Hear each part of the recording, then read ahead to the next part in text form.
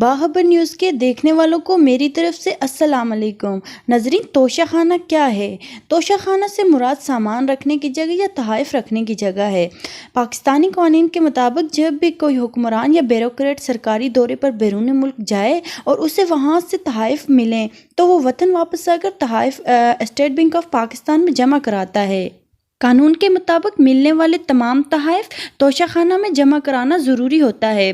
ناظرین، پاکستانی قوانین کے مطابق ایسا تحفہ جس کی مالیت 10,000 روپے تک ہو تو وہ تحفہ کسی قیمت کے بغیر ہی تحفہ وصول کرنے والے کو دیا جا سکتا ہے یا وہ تحفہ لینے والا اپنے پاس رکھ سکتا ہے، جبکہ ایسا تحفہ جس کی مالیت 10,000 روپے سے زیادہ ہو وہ قیمت کا 15% ادا کر کے حاصل کر سکتا ہے۔ پاکستانی قانون کے مطابق 4 لاکھ روپے یا اس سے زائد مالیت کا تحفہ صدر مملکت اور وزیر اعظم کے سوا کسی رعایتی قیمت پر نہیں دیا جا سکتا۔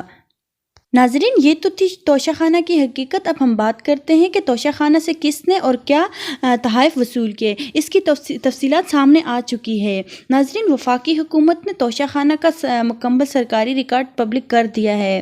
تحائف لینے والوں میں بیوروکریٹ، صحافی، سول اور فوجی افسران بھی شامل ہیں۔ کس نے کتنا لیا، سب کا کچا چٹھا سامنے آ چکا ہے۔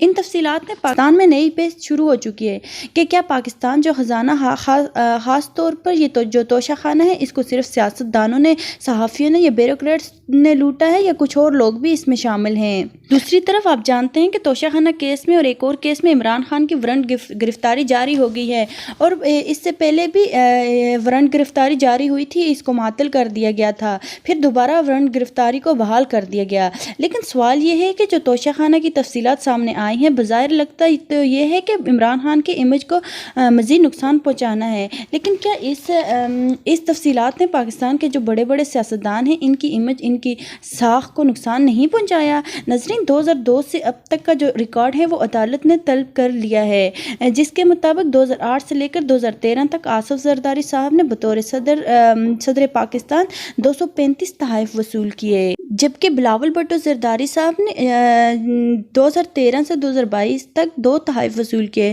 نواز شریف صاحب نے 2008 سے 2017 تک 91 تحائف وصول کیے۔ عمران خان صاحب اور ان کے خاندان نے 2018 سے 2022 تک 98 تحائف وصول کیے، جبکہ شاہد حقان عباسی صاحب نے 2015 سے 2018 تک 56 تحائف وصول کیے۔ یوسف رضا گیلانی صاحب نے 2009 سے 2012 کے دوران 29 تحائف وصول کیے۔ شہباز شریف صاحب نے 2014 میں بطور CM ایک تحفہ وصول کیا، اس کے بعد 2022 میں ایز اے پریزیڈنٹ 33 تحائف وصول کیے، کل ملا کر 34 تحائف وصول کیے۔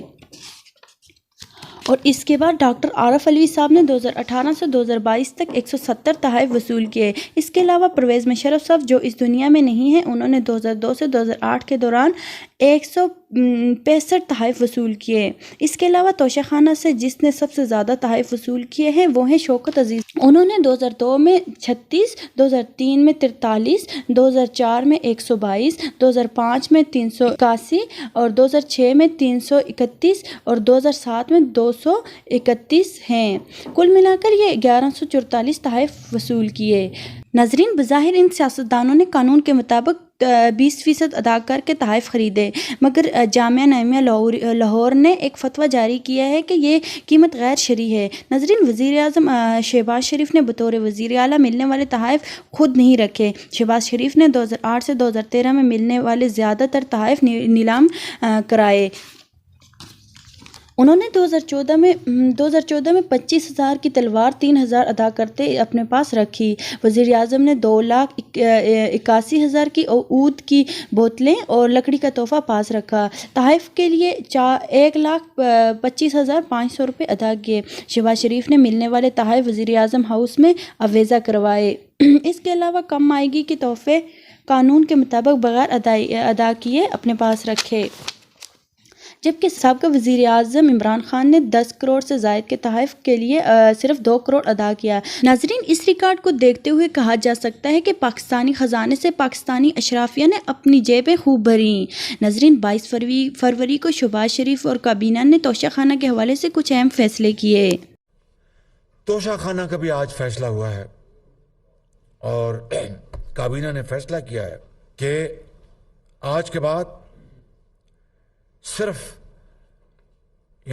$300 کا $300 جو 80,000 روپے کا جو تحفہ ہے وہ رکھ سکیں گے باقاعدہ قانون پر عمل کرتے ہوئے.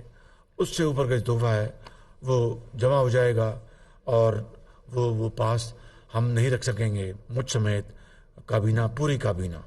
یہ آج کے فیصلے ہیں اور توشہ خانہ کا جو ریکارڈ ہے وہ ہم قوم کے سامنے اس کو پبلک کر رہے ہیں تاکہ قوم خود وہ دیکھ لے گی.